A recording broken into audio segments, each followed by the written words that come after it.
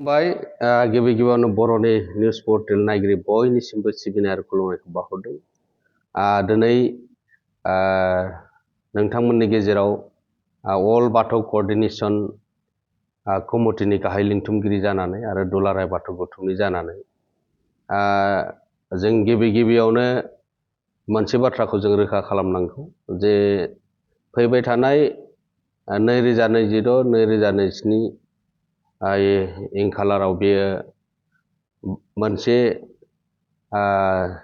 सेन्सास जागोन आरो बेहाय जों बाथौआरि हिसाबै जोंबो बे सेन्सास खालामनायाव जोंबो सांग्रांथि जानानै दङ आरो बेनि थाखाय जोङो अल बाथौ कोअर्डिनेशन कमिटिनि गेजेरजों जोङो रोखायै सावरायदों।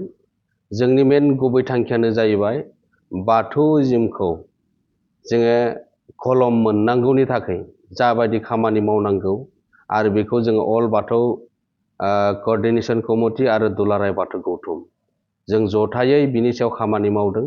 जोङो गाहायै दा मोनसे जोङो एप्सनि गेजेरजों जों गासै बर'नि डाटाफोरखौ कालेक्ट खालामनाय जादों।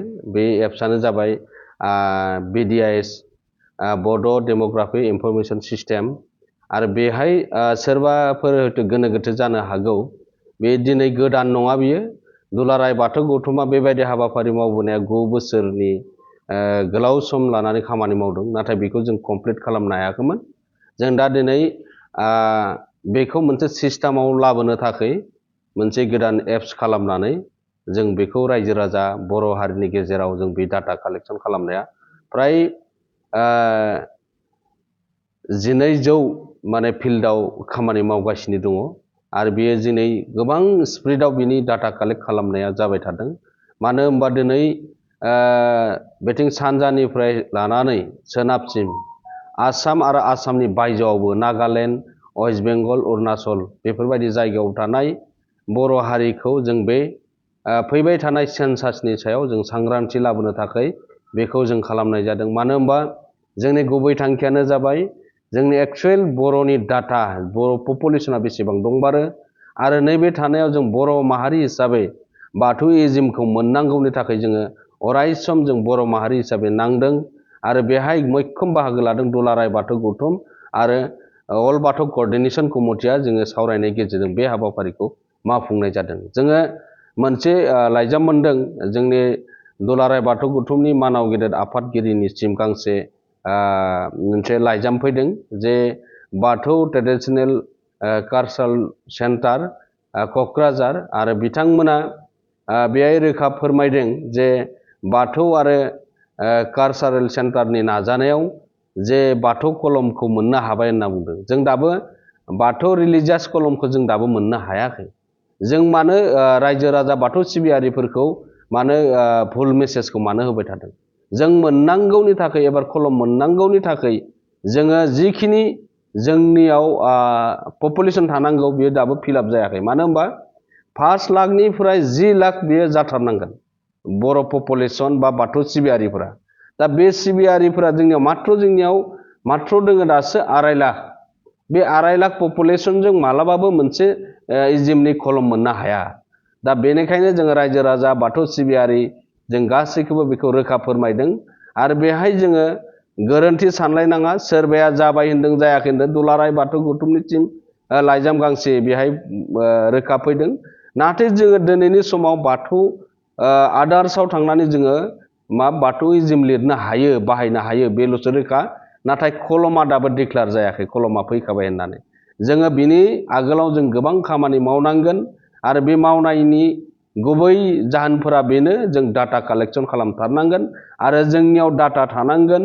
जों डाटा थायोब्लासो जोङो भारत गभर्नमेन्टजों RGIजों रायज्लायनानै जों बे डकुमेन्ट्सफोरखौ साबमिट होनांगोन आरो बेखौ दुलाराय बाथौ गौथुमजों बिराद रोखायै अफिसारफोरा रायज्लायनानै जोंनो आइडिया हरदों। नोंथांमोना बेबायदि मावफारिफोरखौ खामानिफोरखौ आबुं खालामनांगौ आरो बेहाय नोंथांमोना बेखौ साक्सेस खालामनो थाखाय आरो नोंथांमोननि जिखिनि दा हाबनो दङ नोंसिनि राव, हारिमु, आसार खान्थि, सोलोंथाइ, नोंथांमोना गोबां दावगाखानाय दङ आरो नोंथांमोना पपुलेसनखौसो बारायनांगौ।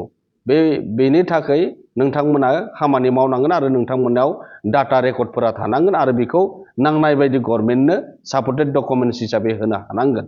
दा बेनिखायनो जोङो खावलायदों जिल्ला आफाद, बियाब आफाद आरो मोनफ्रोमबो बाथौ सिबियारि आफादफोरनि जोहै जोंनि सेन्सास खालामनायाव मावफारि लानायाव जों अरायसम मदद होगोन आरो बिनि सायाव जों एवारनेस लादों आरो सावरायबाय थादों आरो फैबाय थानाय आगस्तनि उननिफ्रायनो जोङो जिल्ला आफाद, बियाब आफाद आरो गामि आफादसिम बिनि फोरोंथाइफोरखौ बिनि एवारनेसफोरखौ लाबोनो थाखाय दुलाराय बाथौ गौथुम आरो अल बाथौ कोअर्डिनेशन कमिटिनिफ्राय बे हाबाफारिखौ मावफुंनाय जागोन। आरो जों मोनथिनायाव बे बाथौ ट्रेडिशनेल कालचार सेन्टार रिसार्च सेन्टारनि जिखिनि जोहै माने गाव बेक्तिगत हारसिङै जुदि बे फैबाय थानाय 20 तारिखै जुदि लिंथुमनाय जादों, बेयो दिनैहाय बेहाय खुनु धोरोमारि आफादा बेहाय जड़ित गैया आरो बिथांमोना मा साननानै लिंदों, माबादि लिंदों आरो रायजोफोरनो माबादि मेसेज होनो नागिरदों, खिन्थु बेबायदि थांबाय थायोब्ला जोङो अर्गानाइजेसन बाथौ गौथुमफोरनि जोहै बिनि सायाव जोङो रोखा खेंफोरथि होबावनांगौ दं होननानै सानाखै। बिथांमोना गावनो बाथौ इज्मखौ मोननांगौनि थाखाय जों बयबो खामानि मावनो थाखाय ओंखारबोनांगोन। बे सोरबा मोनसे फिसा अर्गानाइजेसनफोरजों बेबायदि खामानि मावोब्ला जोंनि बर' माहारिनि गेजेराव गुलाय गुजायफोरा उनाव नुजानो हागौ। बेनिखायनो बिथांमोननिसिमबो खावलायनाय थाबाय। गोजोन्थों। जोङो मोनसे बाथ्राखौ रोखा खालामबावनो नागिरदों आरो जोङो गोजोनथाव खौरां बर' माहारिनि थाखाय थांनाय 21 GI टेग मोननायनि उनाव दा दिनै आरो 6 GI टेग मोननो थांगासिनो दङ। बिनि हाबाफारिया बिराद गोजौआव मोनफैबाय आरो बियो साननैसोनि गेजेरावनो बियो डिक्लेयार जागोन। मानो होनबा बिनि फाइनाल स्टेजाव मोनफैबाय।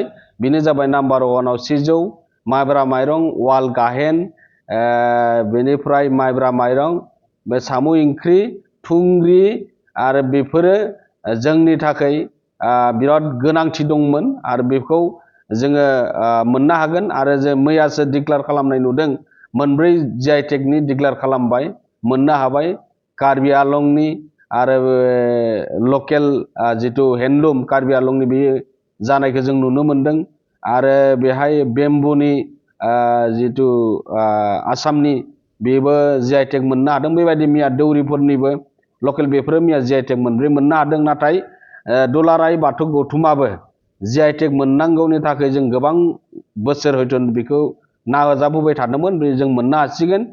21 GI टेगआवबो जोंनि बाथौआरिफोरनिफ्राय गोबां खाम, सिफुं, जथा, सेरजा, जोंनि गाननाय जोमनायफोरखौ बेहाय जोंबो दुलाराय बाथौ गौथुम जानानै गोबां नाजानानै बेखौ साक्सेस खालामनो हादों।